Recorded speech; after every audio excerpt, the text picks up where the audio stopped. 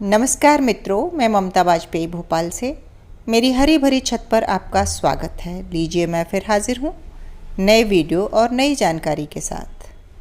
आप देख रहे हैं इंडियन टेरेस गार्डनिंग आर्ट और आज का ये वीडियो एक प्रश्न के उत्तर में मैंने बनाया है। जिन प्रश्नों के उत्तर बड़े होते हैं वो मैं वीडियो बनाकर ही देती हूँ और उससे अच्छे से हम एक्सप्लेन कर पाते हैं।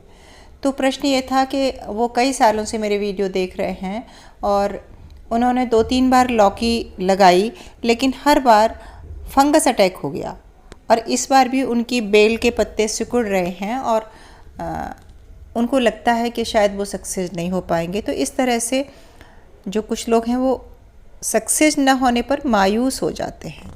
तो चलिए आज मैं इसी पर डिटेल में बात करती हूँ कि फंगस क्यों लगती है, कैसे लगती है। आप देखिए, मैं ये बेल का तना है, इसके आसपास साफ़ कर रही हूँ। तो जब फंगल अटैक जो होता है ना, फंगस का अटैक स्टेम के आसपास होता है तो रूट्स गल जाती हैं और इस हिसाब से बेल मर जाती है, एकदम से मुरझाकर मर जाती है। तो सबसे पहले तो फंगस होता क्या है?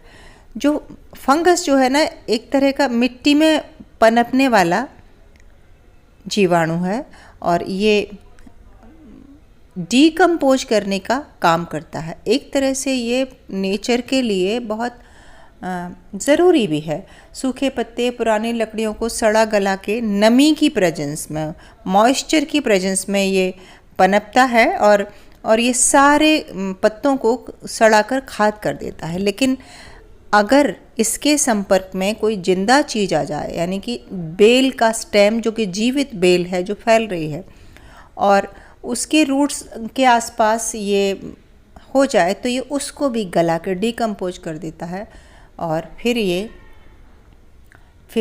बेल सूख जाती है। तो आज मैं यही बात करूँगी कि इससे कैसे बचा जाए और क्या क्या उपाय कर सकते हैं और क्यों लगता है, क्या हमसे गलतियाँ होती हैं।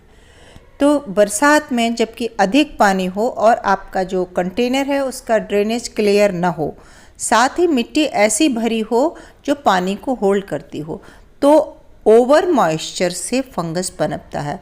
तो हम नंबर 1 मिट्टी अच्छी बनाएं, ड्रेनेज क्लियर रखें, फिर कितनी ही बरसात हो रही है फंगस बिल्कुल नहीं लगेगी। जिन व्यूअर ने ये कहा है कि हर साल उनके यहाँ फंगस लग रही है, वो गौर करें कि कहीं जड़ के आसपास गीले सूखे पत्ते या गीला सब्जी का छिलका वगैरह न डालें।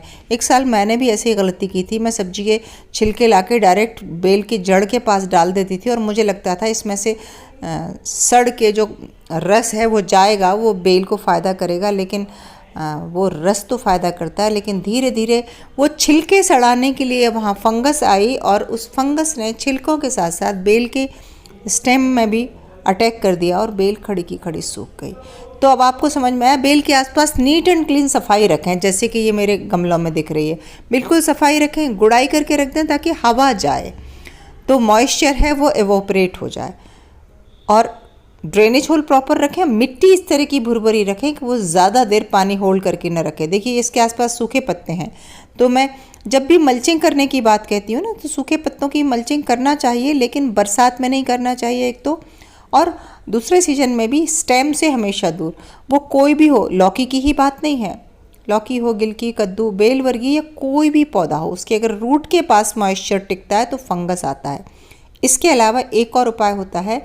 एक फंगस आती है जो मित्र फंगस होती है और इस शत्रु फंगस को वो खा जाती है और उसका नाम है ट्राइकोडर्मा। तो जब आप मिट्टी बना रहे हैं तब आप उसमें ट्राइकोडर्मा डाल देंगे। एक गमले में तो क्या, जब हम मिट्टी बनाते हैं, इकट्ठी बनाते हैं हम, तो मान लो 7-8 बोरी है और उसमें आप 50 ग्राम भी डाल देंगे ना, बहुत कम मात्रा में चाहिए, जैसे दही में जामन डालते हैं, ऐसे मिट्टी में ट्राइकोडर्मा डालेंगे।